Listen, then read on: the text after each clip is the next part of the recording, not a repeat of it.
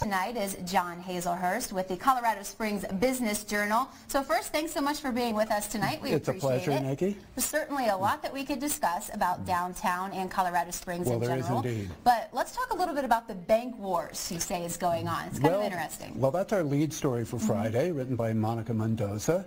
And what Monica does is talk about the fact that there are 38 banks in the Pikes Peak region. Of those, the top three, Wells Fargo, Chase, JP Morgan Chase, and First Bank, have 50% of the market. Which is kind of good for us, though, that there's so much competition going on with the banks, right? Well, yeah, especially for the 35 smaller banks who are like fighting like dogs in the dust for market share. And if you read the story, Nikki, you won't believe it, because you'd be surprised what bankers say when they're not being, you know, terribly polite and calm. They're stealing each other's employees, trying to get each other's accounts, trying to say, well, they're not nasty, but they're very competitive. And the more competitive banks are, the better it is for us. Healthy competition, you would say? I would say so, indeed.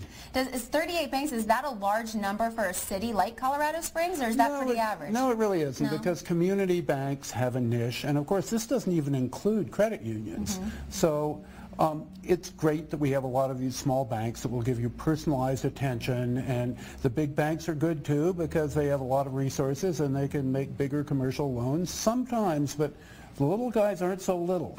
Put it that way. And it's a big thing too that a lot of consumers complain about. They really want to find a bank that's not going to charge them for a checking account, or that you have to have a certain amount in your account at all times, because there's so many little fees that add up that just irritate people. Well, I think with interest rates so low, that cuts both ways, because when interest rates are low, the banks don't make enough. So they want to do big commercial loans, and small customers are their deposit base, but they may be expensive to maintain. All right. Well, so many other topics we could discuss tonight, but that article is coming out Friday, you said? Yes, it is. Okay. Will be an interesting one to read. John Hazlehurst, thanks so much for being with us tonight. A pleasure again. Appreciate it. Thanks. Well, struggling to find that perfect gift? No worries. We have some last-minute ideas for you last-minute Valentine's shoppers.